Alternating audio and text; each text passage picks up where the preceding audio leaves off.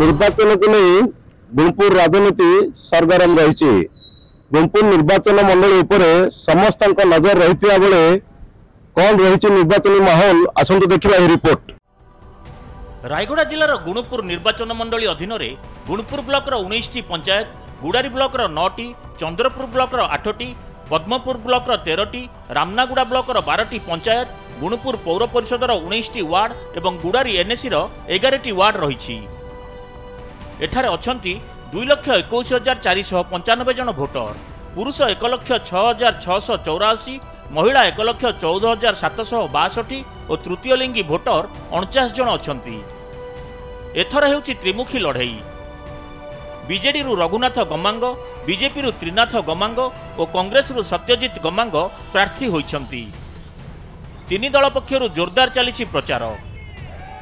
आम गाँ गहली प्रचार करने निमंते विपुल समर्थन मिलूँ कहीं लोक मैंने नवीन पट्टनायक से गोटे ब्रांड होगा। नवीन पट्टनायक जो कार्यक्रम मान कर जो योजना गुड़िक कर लोकाभिमुखी कार्यक्रम सब कर तेणु लोक स्थिर कले विजु जनता दल को भोट देवाई आम खाली बोलुचु कहूँ लोक समर्थन मिलूँ। मुख्य मुद्दा हूँ गुणपुर 13 लाइन आमर गोपालपुर विषम कटक प्रत्येक ब्लॉक जमती बड़ बड़ प्रोजेक्ट इरिगेशन प्रोजेक्ट करने मोर ये अच्छी। जो दिन नॉमिनेशन पर आम दिन राति एक करी लोक पाखे पहुँचु, लोक जनसमर्थन रोचे, आमको भरोसा कर आशीर्वाद कर जो इस्तार घोषणा कर लोक मान पाखे पहुँचु, लोक मान बुझाऊँ जे यही सब ग्यारंटी गुड़ाक आम कांग्रेस सरकार आसिले आपण जोगे दिज्व। गुणपुर निर्वाचन मंडली 1990 मसीहा जाए कांग्रेस कब्जा थिला। 1990 जनता दल राममूर्ति गमांग विजयी होइथिले। 1995 मसीह निर्वाचित होइथिले कांग्रेसर अक्षय गमांग। अक्षय अकाल वियोग पर 1996 मसीहा उपनिर्वाचन में स्वाधीन भाव लड़ी पूर्वतन मंत्री भागीरथी गमांग निर्वाचित होइथिले। 2000 मसीह बीजेडी बीजेपी मेंट बेले बीजेपी प्रार्थी राममूर्ति गमांग विजेता होइथिले। 2004 रे बाजी मारिथिले कांग्रेसर हेमा गमांग।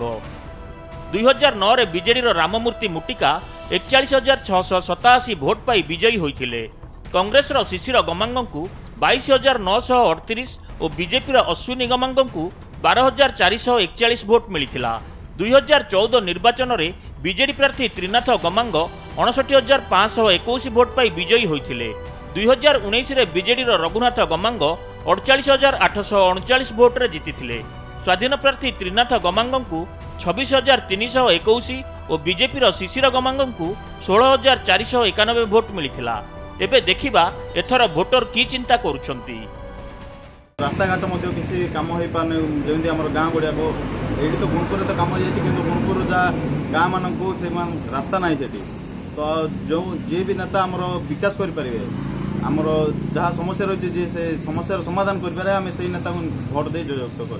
दल को देखुन लोक को देख किए निजे पाखे सब निजर कष्ट दुख बुझो निजर समस्या को समाधान करने चेष्टा कर देशर भी उन्नति कर गाँव भी उन्नति कर नेता को बाछिए बोली मोर अनुरोध। से यही नेता होइतिबार अछि जो गरीब लोक गोटे जाइकी पहुँचो नेता पाखे तार जदि व्यक्तिगत समस्या थी जेन्युइन समस्या थी से सेठू संपृक्त अधिकारी सहित से कथा पार्थो तार समस्या ये कर गोटे लोकाभिमुखी नेता दरकार।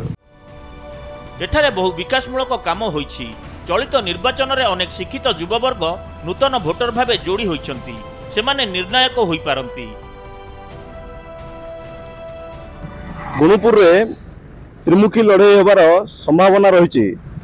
बीजेडी एटारे विकास को नहीं अस्त्र करथिबा बेले कांग्रेस ग्यारंटी कार्ड को माध्यम करछि। बीजेपी लोकाभिमुखी योजना मोदी हवा को माध्यम करी भोट भिक्षा करछि। तो आसंता दिन में भोटर कहा मुंडरे सुना कलश ढालिबे ताहा समय को अपेक्षा। रायगढ़ जिला गुणपुर जनार्दन महापात्र रिपोर्ट, नंदीगोष टीवी।